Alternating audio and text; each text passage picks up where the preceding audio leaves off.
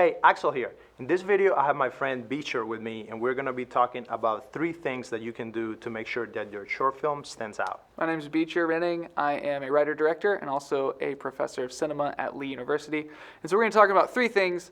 The first is story. The next is selecting your crew, and finally, it's finishing your film, how you see it through to the end. Beecher was the first filmmaker that I ever met when I came to America. I remember showing you like all the little shorts and things that I have worked on. He later on went to get his MFA, and now he's a professor. So you get to work with a lot of students, you see a lot of films. Like, what are things that you see on those films that stand out? First thing that a short film needs, especially a student film, is a solid story. I've seen a lot of work go into stories that just weren't there, didn't capture people's attention. That can be fixed pretty easily by just doing a lot of drafts of a screenplay. What I really recommend students to do is to write a draft, let it sit for a little bit, write another draft with your own eyes on it, and then let some trusted people read it, whether that's a professor, whether that's a mentor, and if you can't get them, just show it to friends. The short film that I made that probably did the best, I did 16 drafts of it over the course of a year and a half, and it's crazy. only a 13-page short film. A lot of those drafts were really bad. I would tell people not to get discouraged if you write a bad draft. You're going to write bad drafts, you're going to write good drafts, but that working through process is what gives you the foundation for a good story. So when they do a new draft, what are a couple things that they should be looking to improve? Oftentimes the first draft of a screenplay is going to have too many characters, and it's going to probably be too long oftentimes. And so what you want to do is look for ways to possibly combine characters into one character. So if there's 2 parents that both have distinct roles, often in a short film you're not going to be able to fit all that in, so maybe you make it 1 parent and you combine both those roles. So that's one thing to look at, but really you're showing it to people, and especially if they aren't film people, you're showing it to people and asking them questions. Do you understand why this character did this? Do you understand where this world is set? Do you have any questions? And when you hear their questions and you see their confusion, you're able to work out things well before you get a budget or crew and you start actually making it. Showing it to other people, especially if they are not film people, I find that a lot really helpful. A lot of times for me to know if the film that I made is good or not, I show it to my mom, or honestly, I show it to someone who has no idea how the things in film work, to see, are they understanding? Do they get lost? Is it confusing for them? Do they understand the arc, or are they satisfied with the ending? So that's really good. And of course, showing it to your friends, like people in film too. Usually I do that when I want to get someone to work on the film. Maybe I can get them excited. So if you could talk a little bit about the people that you surround yourself with to make your film, because I really love the short film that you did with the pencil and the magic and all that, and we'll leave a link so people can watch it. Tell me a little bit about that experience. Absolutely. So when I first started making films, it was at Lee when I was an undergrad, and it was very much me and my roommates grabbing a camera and just shooting stuff. And I worked incredibly hard, and I stressed myself out, and I was very proud of what turned out, but it was nowhere near the level of what I was wanting. And somewhere along the line I realized, oh, wait a minute.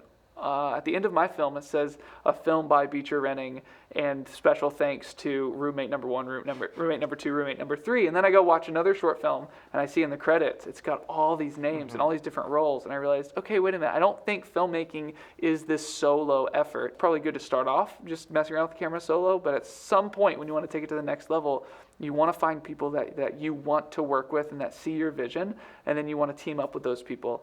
And so I think it's very much approaching the people you want and saying, hey, I see so much talent in you. I love your work. Would you please consider working with me on this? And then really sell your vision for the film. You don't want them to do it, okay, yeah, I can probably fit it in here. And if you don't want them to do it out of obligation. You want them to do it because they're excited about your vision. If they're not excited about your vision, go find someone who is.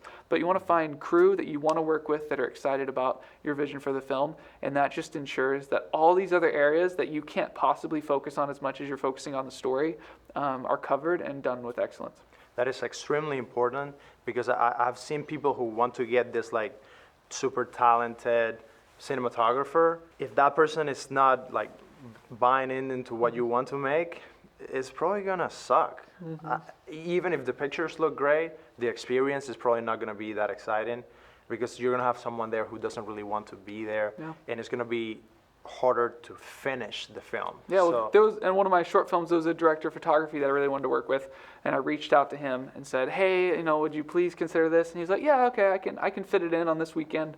And then like 3 days out, he calls me. He's like, hey, I got this paid gig, and since it's paid and yours was free, I got to take it. And so then I'm scrambling. I'm trying to find a DP in a matter of 2 days, and it's very stressful, and you want people who are trustworthy, committed, and really don't just see it as a favor, really want to work on your film. people don't realize that, yeah, I want to get into film, I want to do a short. It's probably going to take way longer than you thought, and it's going to be probably 4 or 5 times harder than you thought. Absolutely. Can you talk a little bit about that? Absolutely. So with A Pointless Pencil, which was my thesis film that you've mentioned, I shot that January. I finished it in August, so that was a 10-minute film. And it took, many months to finish. And there were absolutely times that I watched the rough cuts and thought, oh, this is horrible. This isn't turning out what I thought it was going to be. I just want to move on to the next thing and be done with this. Yeah. And I think every filmmaker will go through that feeling at some point with their film. As a professor who sees student films that have a lot of talent and then they just die and nothing ever happens with them, I cannot stress how important finishing is. There are films that I've seen that in the rough cut were pretty bad, but the students or the filmmakers kept going, kept working, did a few reshoots, colored it, got sound, and got it scored, and then it won awards and festivals. And I've also seen films that could have gone so far, and they just got tired because they thought, oh, this was going to be one weekend, and then it turns into 6 months, and month 5 they're just like, no, I'm done with this. And so part of my job as a professor is what I'm trying to do is tell the students that I see a lot of potential in their work. Say, you need to finish this. The world needs to see this. Filmmakers should understand that there's always going to be a cut or a week or a day that you hate your film. Don't move on from it in that moment. Take some time, step away from it, come back to it, see it through, because I don't think we're the best judges of our own work when we're in the middle of editing it. See what happens with it. Awesome. Well, we hope you enjoyed this video, and make sure you drop a comment, hit that like button. It really helps with the YouTube algorithm. And if you have any questions, we would love to answer. Beecher and I, we're going to be there in the comments trying to help you guys. And make sure you go out, you make your movie, find people that you want to work with, and see it through.